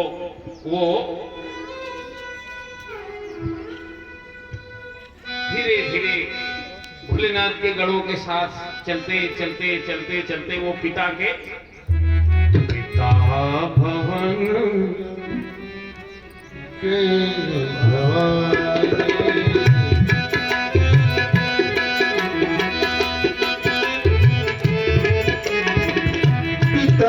भवानी, पिता भवन जब गई भवानी, दक्षित्रास का पुनः मानी, दक्षित्रास का पुनः मानी।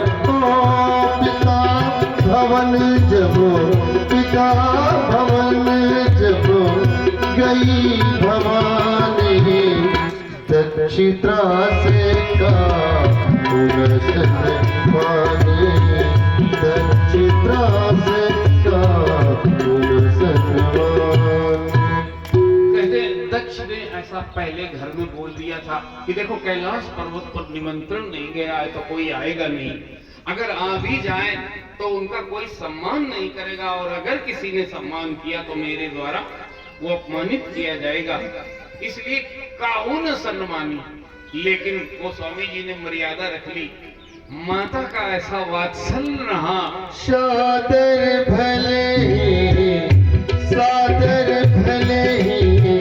मिली एक माता, सादर भले ही मिली एक माता, भगनी मिली बहुत मुस्काता, भगनी मिली बहुत मुस्काता।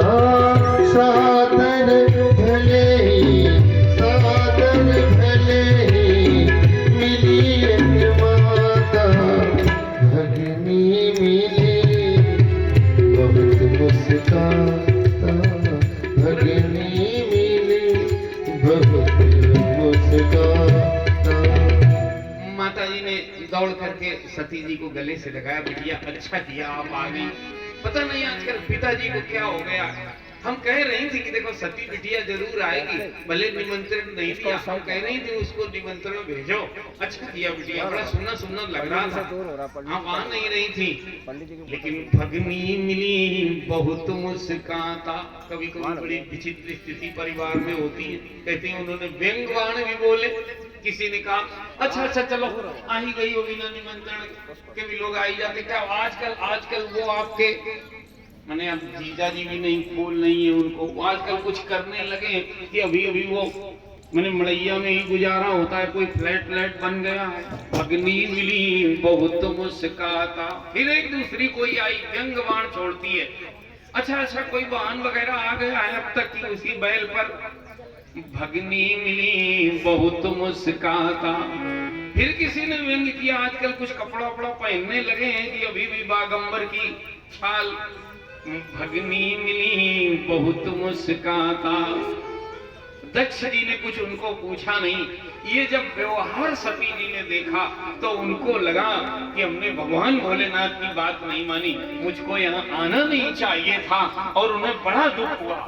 जगत जगता रुन दुख नाना, जगत जगता रुन दुख नाना, सबते कठिन जाति अवमाना, सबते कठिन जाति अवमाना।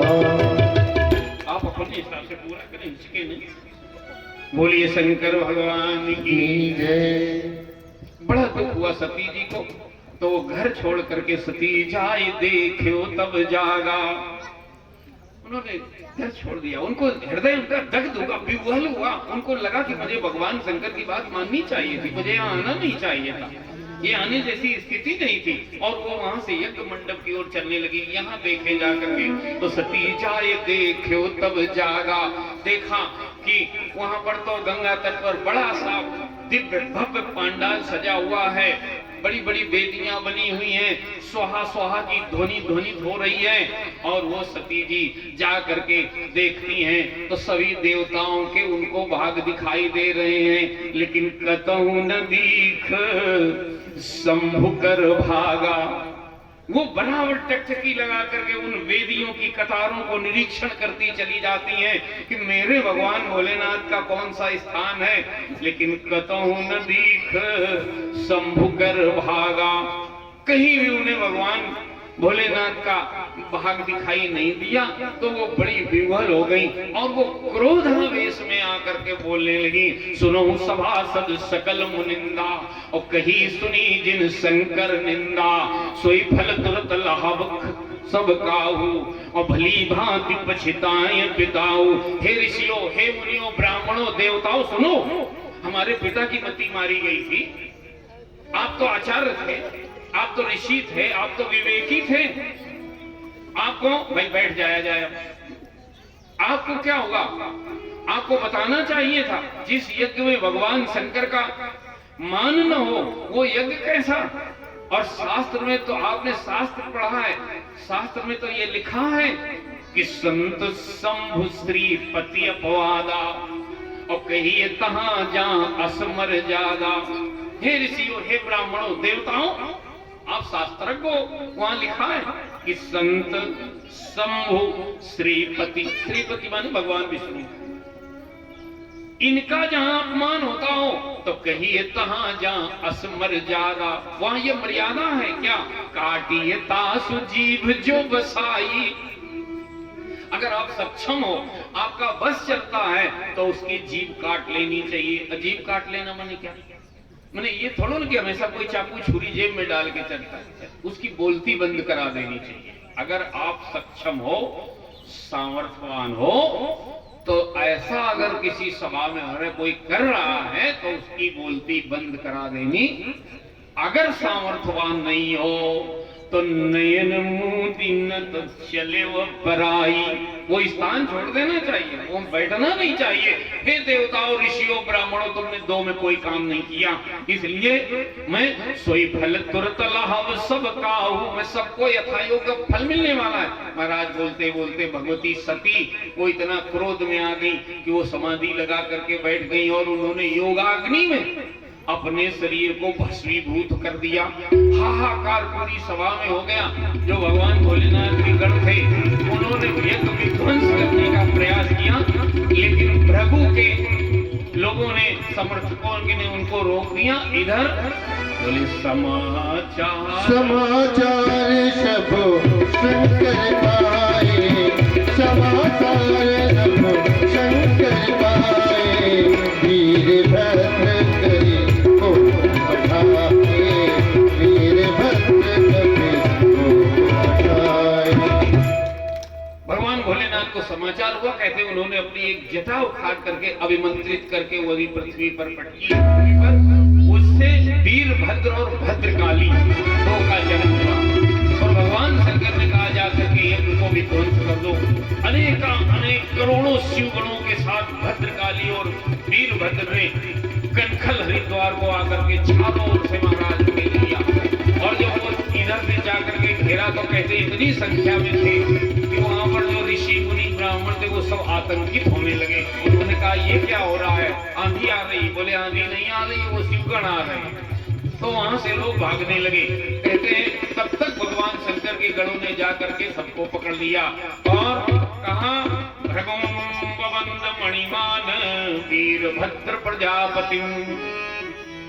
भृगुंबवंद मणिमान, जो मणिमान नाम का शिवगण था, उसने भृगु को बंद कर दिया, उनकी दाढ़ी नोच डाली।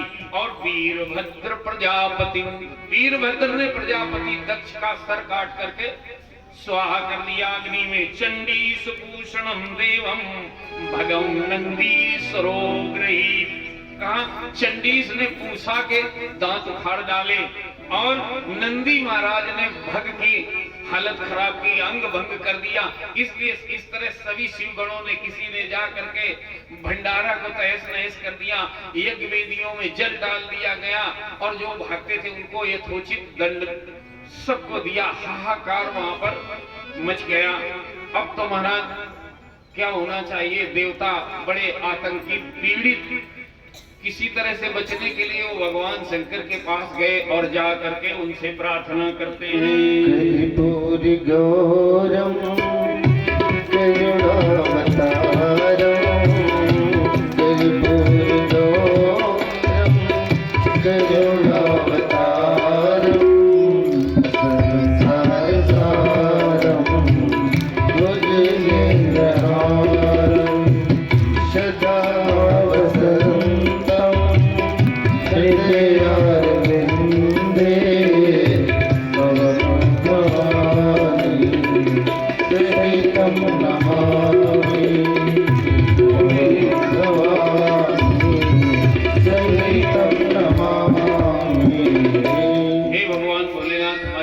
करो। भगवान शंकर प्रसन्न हुए हैं। सभी देवता ऋषियों के साथ, देवताओं ऋषियों के साथ सभा में आए।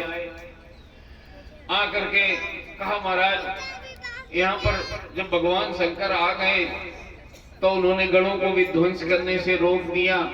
तब तक उधर से आ गए कि भाई हमारे यजमान को प्रभु, हे करुणावतार, हे कर्पूर गौरम, यजमान को ठीक कर दो तो यज्ञ तो पूरा हो जाए। तो भगवान शंकर करुणा स्वरूप से वहां गए तो देखा दक्ष का सर पड़ा हुआ था।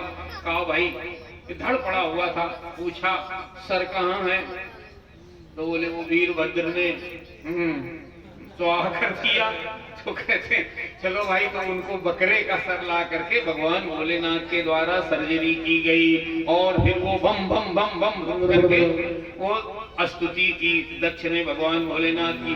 जब दक्ष ठीक हो गए तो उधर से महाराज भागे भागे भागे भागे भृगु ऋषि आ गए। हे कर्पूर गौरम करुणावतारम, हमारा भी कुछ करो। तुम्हारा क्या हुआ? बोले देखो तो हमारी दाढ़ी नोच डाली। भगवान शंकर ने कहा चलो कोई बात नहीं, अब तुमको हम पूरी तो नहीं मिलेगी, आधी दे देते हैं। तो फ्रेंच कट दाढ़ी तब से वो चल गई। उधर महाराज जब इनका काम हो गया तो वो भग देवता दौड़े दौड़े चले आए, हे कर्पूर गौरम करुणावतारम, मेरा भी कुछ करो। तुम्हारा क्या हुआ? बोले मेरे दांत तोड़ दिए। बोले अब आप लिक्विड लो। तब से सतुआ चल गए। इस तरह से जो आता गया, कहा भग देवता पूषा आ गए, और भग पूषा के दांत की जगह ये समाधान मिला, भग देवता की आंखें चली गई थी। बोले अगर कोई मित्र तो वे आंखें दे देगा तो वो आपको ट्रांसप्लांट कर दी जाएंगी, तो उससे आप देख सकोगे। बोलिए शंकर भगवान की। इस तरह से आगे गोस्वामी जी लिखते हैं, भगवती सती ने वहां प्राण छोड़ दिए, उनको कोई संतान नहीं थी। वही सती, चूंकि सती ही मरत, सती मरत हाँ, तन करुमागा, सती मरत हरि सन बरमागा, जन्म जन्म शिव भज अनुरागा, जन्म जन्म शिव भज अनुरागा, सती मरत हरि सन बरमागा, सती मरत हरि सन बरमागा, जन्म जन्म शिव भज अनुरागा, जन्म जन्म तेहि कारण हिम गिरग्रह जाई, तेहि कारण हिम गिरग्रह जाई, जन्मी पार्वती तन पाए, जन्मी पार्वती तन पाए, सती मरत हरि सन बरमागा, जन्म जन्म शिव भज अनुरागा, जन्म जन्म शिव भज अनुरागा, तेहि कारण हिम गिरग्रह जाए, तेहि कारण हिम गिरग्रह जाए, जन्मी पार्वती तन पाए, जन्मी पार्वती तन पाए। श्री राम जय राम, जय जय राम, श्री राम जय राम, जय जय राम, श्री राम जय राम, जय जय राम, श्री राम जय राम, जय जय राम। बोले गौरी शंकर भगवान की। इस तरह पुनः सती जी का जब पार्वती जी के रूप में हुई, तो उनका पुनः भगवान भोलेनाथ के साथ पाणी ग्रहण संस्कार हुआ। यहाँ सुखदेव जी कहते हैं, राजन सती जी ने इस तरह से अपना शरीर छोड़ दिया था, इसलिए उनका वंश आगे नहीं चला। इसके बाद वो अब बता दिया ना, पूछा था वंश वर्णन क्यों नहीं चला, इसके उत्तर में ये इतनी कथा भागवत में आती है भगवान भोलेनाथ और सती जी की। अब वो कहते हैं कि मैं आपको अब उनके पुत्रों का वर्णन सुनाता हूँ। जाए उत्तान पादश्च सुनीति सुरुचिस्तयो, सुरुचि प्रेसी पत्नी नेतरायत श्रुतो ध्रुवाहा। अब ये आगे की कथा महाराज आप कल ठीक 2 बजे से श्रवण करेंगे। तो आए हम आरती की ओर चलें। उसके पहले वो प्रश्न प्रतियोगिता रह गई ना आज, तो शीघ्र बोलिए शंकर भगवान की जय। तो आप लोग तैयार, पहले सूचना हो जाए, फिर प्रश्न प्रतियोगिता हो। कल की सूचना, कल ध्रुव चरित्र, प्रहलाद चरित्र, भगवान राम का जन्म, भगवान कृष्ण जन्म की कथा आप लोग श्रवण करेंगे। बोले वृंदावन बिहारी लाल की जय। बड़े पावन पावन चरित्र हम सभी भक्तजनों को व्यासपीठ से श्रवण करने का लाभ प्राप्त होगा।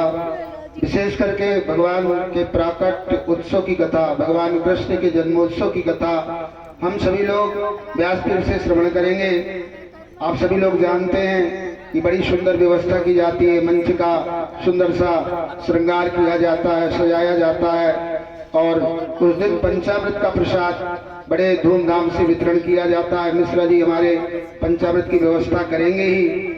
आप सभी भक्तजनों से भी अनुरोध है, आप लोगों के यदि श्रद्धा हो तो अपने घर से पंचामृत बना करके यहाँ पर एक बड़ा सा पात्र रखा जाएगा, उसी पात्र में आप डाल देंगे। ऐसा हमने मिश्रा जी से अभी परामर्श किया है।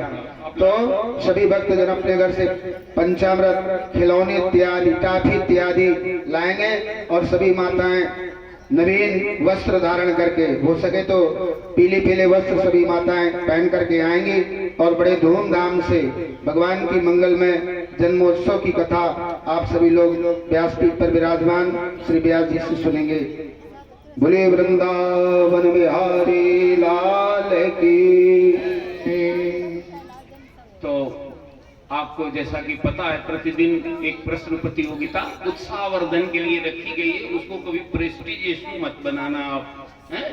तो 2 प्रश्न हम आपके सामने रखेंगे, आप उत्तर सीधे नहीं बताएंगे, हाथ उठाएंगे, जिससे पूछा जाएगा वो बताएगा। क्योंकि हमारा प्रयास ये होता है कि छोटे से छोटा अगर बच्चा बता सके तो सबसे ठीक है। तो अब हम आपके सामने बिना देर किए प्रश्न रखते हैं।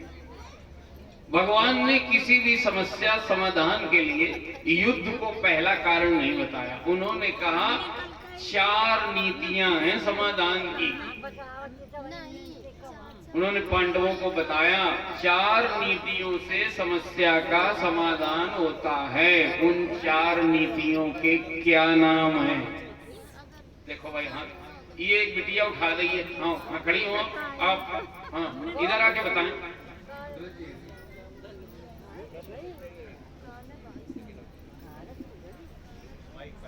माइक जल्दी शीघ्र।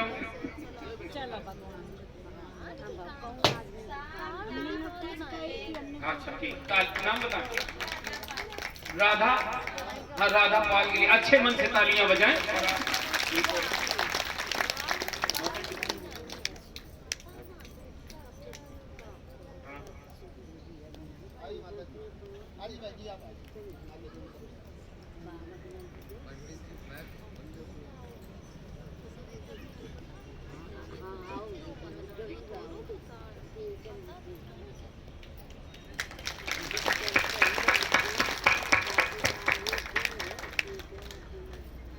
अब दूसरा प्रश्न आपके सामने रखते हैं, आप तैयार हैं? एक धुन बजेगी हमारे मित्रों की ओर से। जब हो जाए संग जब हो जाए संग कर सतना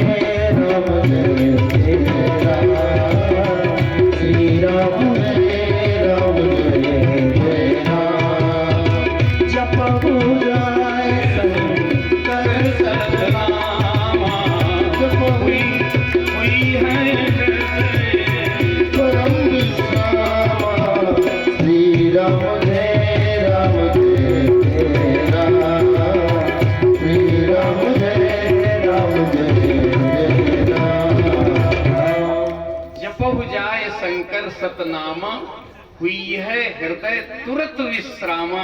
ये पंक्ति किस कांड की है और किसने किसको ये सलाह दी है? हाँ देखें भाई, ये पंक्ति रामचरितमानस ने किस कांड की है और किसने किसको ये सलाह दी है? हाँ हाँ, एक हाथ पीछे उठा रहे हैं महोदय। नहीं नहीं, अब पीछे से बोल दिया। हाँ आई आप बताएं, अभी अवसर मिले। भाई पेपर आउट नहीं करना, चर्चा न करें। अपना पहले नाम बताएं, पहले अपना नाम बताएं।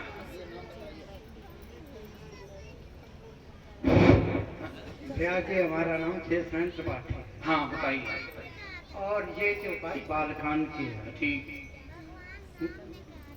जिस वक्त नारद जी को अहंकार पैदा हुआ हाँ कि हमने कामदेव को जीत लिया, हाँ तो यद्यप शंकर भगवान ने समझाया, हाँ। ये किसने इनको समझाया? हैं? हाँ किसने इनको समझाया? शंकर भगवान ने नारद जी को समझाया कि हमसे तो कह रहे हैं, हाँ। लेकिन ये बात भगवान को न बताना है कि हमने कामदेव को जीत लिया। नहीं, ये किसने कहा कि जप हो जाए शंकर सतनामा? ये किसने बताया इन्हें? माने ये तो विष्णु भगवान ने कहा। अच्छा चलिए, वैसे इस नाइन तो पाठी जी के लिए तालियां अच्छे मन आइए।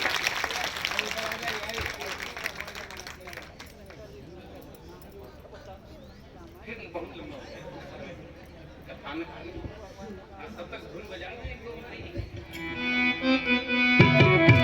जप हो जाए शंकर सतनामा, जप हो जाए शंकर सतनामा,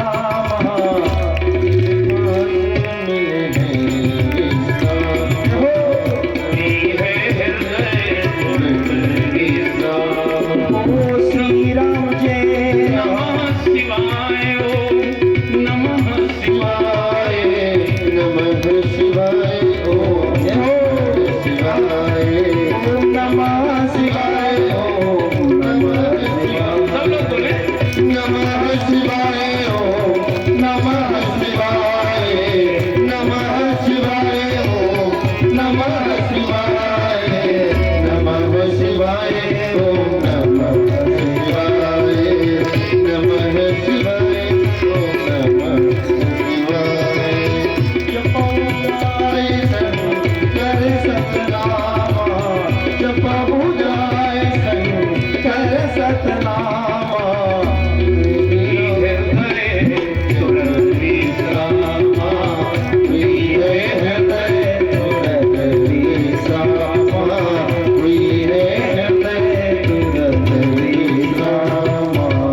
बोलिए गौरी शंकर भगवान की जय। तो कल की कथा के लिए अपने और अपनों के साथ ठीक 2 बजे से आप सभी लोग सादर आमंत्रित हैं। आए आरती और हरिओम। प्रसाद। साथ की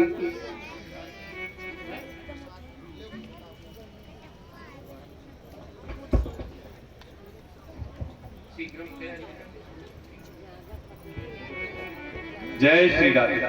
सभी भक्तगणों से सादर अनुरोध है कि आरती के पश्चात प्रसाद गेट से प्राप्त करके ही बाहर जाए, और प्लीज रिक्वेस्ट है कि बिना प्रसाद के कोई भी पंडाल से बाहर नहीं जाएगा। जय श्री राधे। ऋतिक जी के लिए अच्छे मन से तालियां, अच्छी एक आरती आरती। और क्रमशः सभी लोग आरती कर लेंगे, थोड़ी थोड़ी आरती करेंगे और हटते जाएंगे, पीछे चलते जाएंगे, जिससे कि सभी को आरती का अवसर मिल जाए। हरि ओम चंद्रमा सूर्योजायत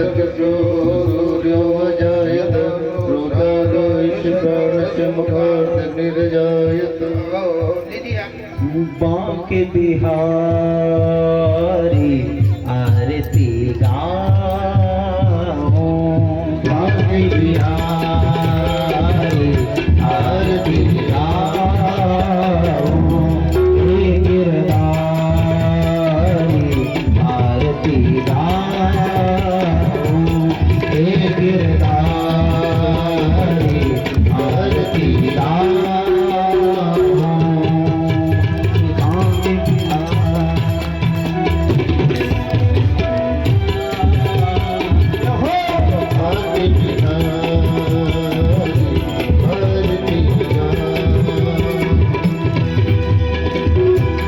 चरणों से निकाली गंगा प्यारी, चरणों से निकाली गंगा प्यारी, जिसने सारी दुनिया तारी, जिसने सारी दुनिया तारी, उन चरणों शीश झुकाओ, उन चरणों में शीश झुकाओ,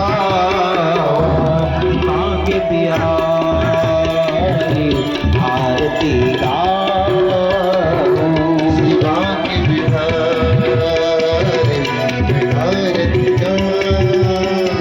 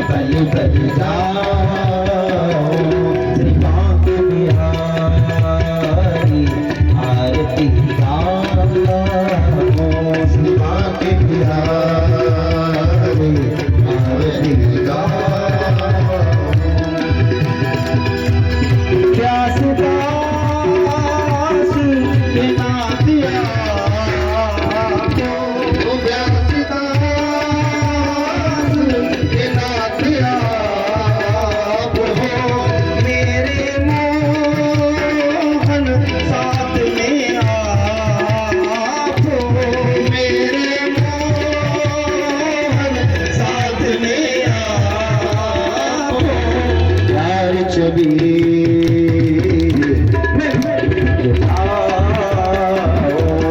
प्यारी छवि मैं मन में बसाऊं बाकी बिहारी भारती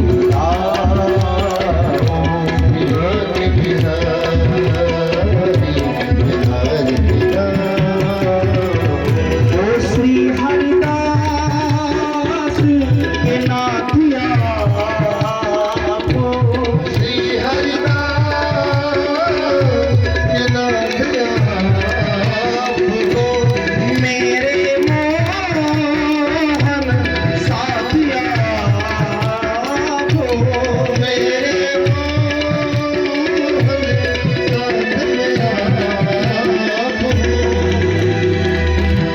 श्री चरणों में मैं बलि कर जाऊं श्री चरणों में मैं बलि कर जाऊं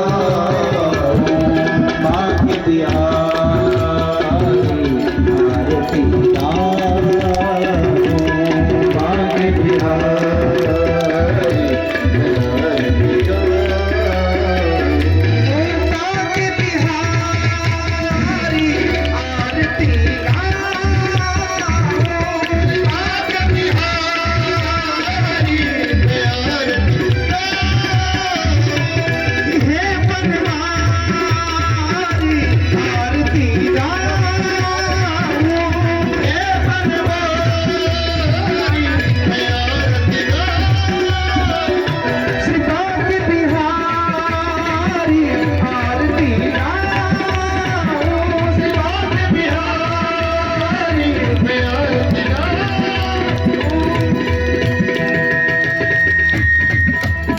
पूरे गौरम करुणावतारम तारसारम भुजगेन्द्रहारम सुधाम संतम भवम भवानी सहितं नमामि त्वमेव माता चम्पा त्वमेव गानो सखा त्वमेव गीता कमलं त्वमेव सर्वं त्वमेव देवा हरि राम राम राम हरे हरे